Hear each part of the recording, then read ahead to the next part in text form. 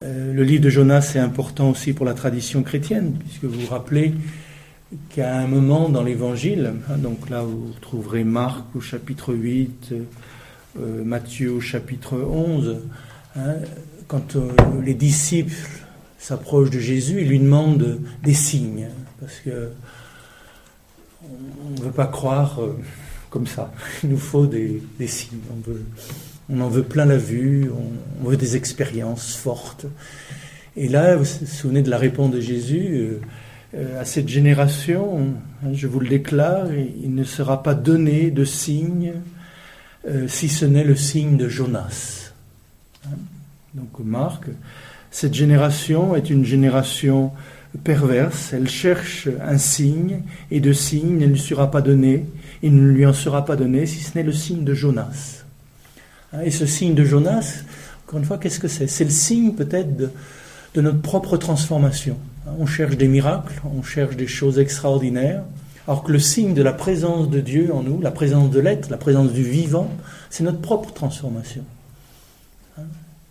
Et puis, il y a cette autre dimension, justement aussi, c'est ces 3 jours que Jonas va passer dans la baleine, ou dans le grand poisson, dans les profondeurs de l'inconscient. C'est ces 3 jours que Jésus va passer dans la terre. Donc là, il y a une résonance entre le ventre de la terre et le ventre du poisson, ou de la poissonne, diront certains.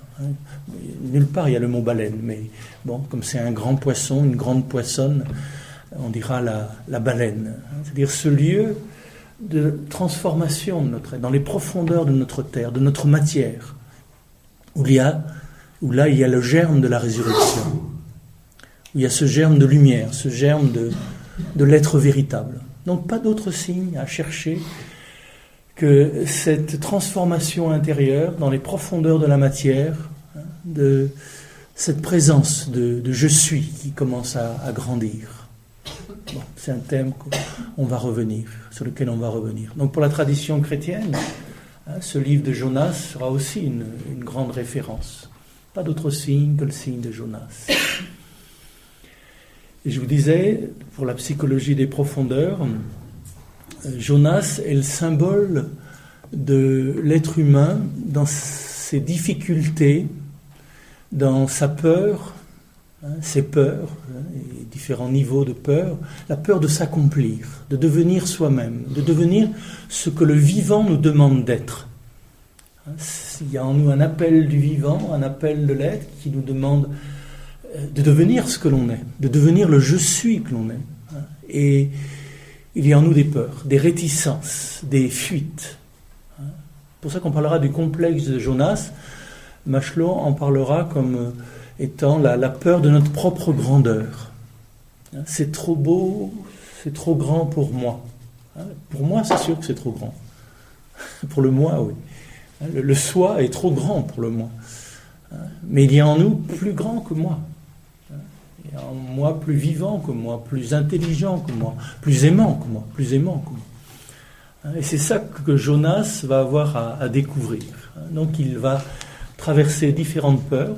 Là, on reprendra ce thème avec le langage de la psychologie des profondeurs, de la psychologie contemporaine, mais en suivant le texte. Parce que ce texte, comme tous les textes sacrés, ce sont des textes de révélation, qui nous révèlent à nous-mêmes, qui révèlent l'être qui est, je dirais, non seulement dans le cosmos, mais dans ce microcosmos que nous sommes, ce microcosme que nous sommes, et c'est cette présence de l'être que nous avons à dévoiler, à révéler. Et Jonas, là, est un bon archétype pour cela, pour ce chemin de réalisation. Comment l'être va se réaliser dans un moi qui n'en veut pas. Dans un moi qui ne demande qu'à être tranquille.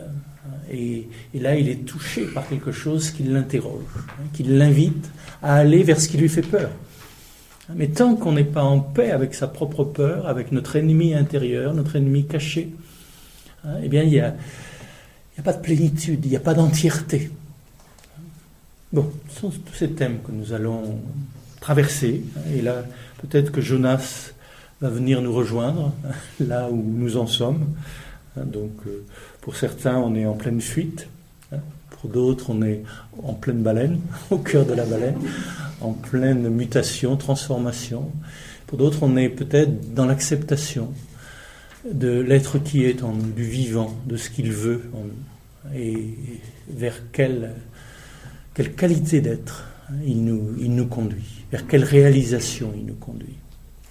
Bon, mais avant tout commentaire, je crois que c'est bon d'écouter le texte lui-même, de le laisser résonner en nous. On verra qu'il y a plusieurs traductions possibles. Alors, pour pas nous égarer tout de suite dans des interprétations un petit peu grecques ou chrétiennes ou psychologiques, on restera toujours près du texte hébreu. Je crois que c'est important de le resituer toujours dans son contexte. Donc il arriva que la parole de Yod et Vav Hé, l'être qui est, celui qui est, vint à Jonas, Yona, ben Amittai, le fils d'Amittai, le juste, en ces mots. Koum, lève-toi, leklecha, va, lève-toi, va à Ninive, la grande ville, et proclame contre elle que j'ai conscience de sa méchanceté, que je souffre de sa folie.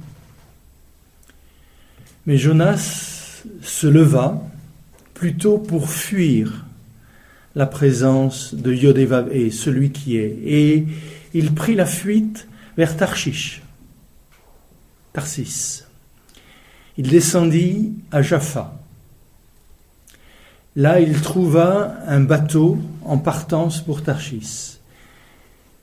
Il donna sa paye pour son billet et descendit à l'intérieur du bateau pour aller avec eux à Tarsis, loin de la présence de Yod et Vav Hé, l'être qui est, celui qu'il est.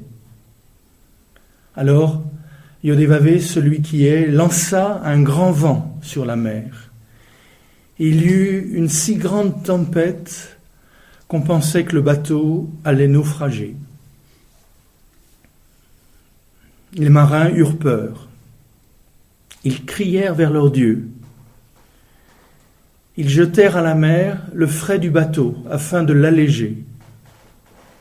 Pendant ce temps, Jonas était descendu dans la cale du vaisseau. Il y était couché, profondément endormi. Le capitaine vint le trouver et lui demanda « Comment peux-tu dormir si profondément ? Regarde ce qui nous arrive. Quelle tempête ! Lève-toi. Toi aussi, appelle ton Dieu.